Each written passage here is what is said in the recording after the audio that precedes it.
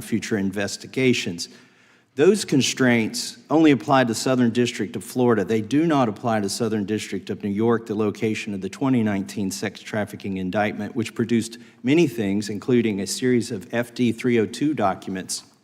According to victims who cooperated with the FBI in that investigation, these documents in FBI possession, your possession, detail at least 20 men, including Mr. Jess Staley, CEO of Barclays Bank, who Jeffrey Epstein trafficked victims to. Imagine a crime so documented that thousands of pages exist, victims have spoken, and multiple agencies have reviewed the evidence. Yet the public is still told there's nothing new to act on. That contrast is what makes this moment matter, not because of a single defendant, but because it tests whether powerful institutions can investigate powerful people without flinching.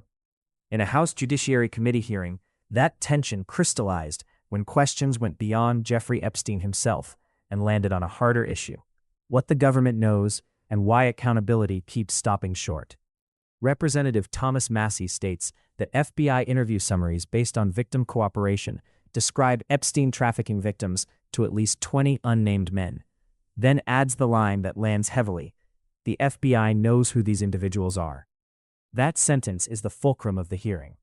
Director Kash Patel responds not by disputing the existence of the documents, but by saying the FBI has reviewed everything, found no new credible material, and that multiple U.S. attorneys' offices across 3 administrations reached the same conclusion.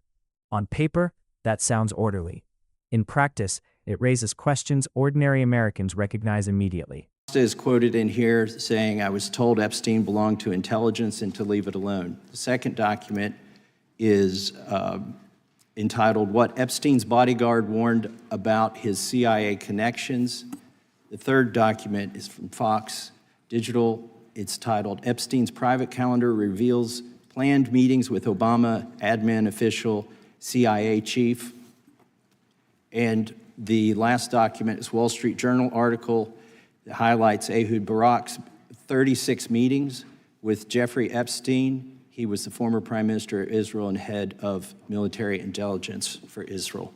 It may have held that title when he met Epstein, and then, yes. Without objection, the gentleman will hold for a second. The gentleman from Maryland is recognized. Thank you, Mr. Chairman. Just one UC request. This is Judge Engelmeyer's decision from August in U.S. versus Epstein, stating the government's 100,000 pages of Epstein files dwarfs the 70-odd pages of Epstein grand jury materials. Without objection, the gentleman from Kentucky is recognized for 5 minutes. Thank you, Mr. Chairman. Director Patel, I watched some of your Senate hearing yesterday when Senator Kennedy asked you, you've seen most of the files, who, if anyone, did Epstein traffic these women to besides himself?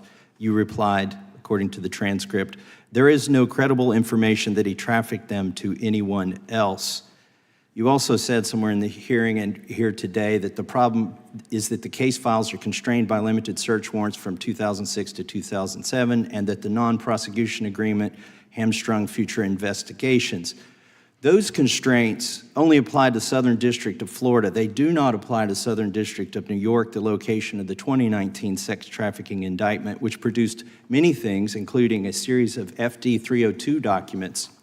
According to victims who cooperated with the FBI in that investigation, these documents in FBI possession, your possession, detail at least 20 men, including Mr. Jess Staley, CEO of Barclays Bank, who Jeffrey Epstein trafficked victims to, victims including minors, such as Virginia Roberts Giuffre, may she rest in peace. That list also includes at least 19 other individuals, one Hollywood producer worth a few $100 million, one royal prince, one high-profile individual in the music industry, one very prominent banker, one high-profile government official, one high-profile former politician, one owner of a car company in Italy, one rock star, one magician, at least 6 billionaires, including a billionaire from Canada. We know these people exist in the FBI files, the files that you control. I don't know exactly who they are, but the FBI does. Have you launched any investigations into any of these people, and have you seen these 302 documents? Sir, I have asked my FBI agents to review the entirety of the Epstein files and bring forth any credible information. And we're working with Congress not only to divulge that information and produce it to you, but any investigations that arise from any credible investigation will be brought. There have been no new materials brought to me launching a new indictment. So is the loophole here, or is it your assertion that these victims aren't credible, that the 302s maybe didn't produce credible statements that rise to a probable cause? It's not my assertion, sir. It's the assertion of two different United States attorneys' offices from 3 separate administrations who investigated those same materials in lifetime. Are the 302 documents in the FBI's possession? They reviewed all that, yes, sir. And so have you reviewed those 302 documents where the victims name the people who victimized them? If I personally know, but the FBI has. So how can you sit here and in front of the Senate and say there are no names? I said all. I named one information- today. I said we are not in the practice at the Department of Justice FBI of releasing victims' names. That is not what we do. We are also not in the habit of releasing incredible information. That's not what we do. But multiple authorities have looked at the entirety of what we have. Okay, I got to move on here. Were you present when the AG had the White House event when she released the binders to the social media influencers? I was, yes.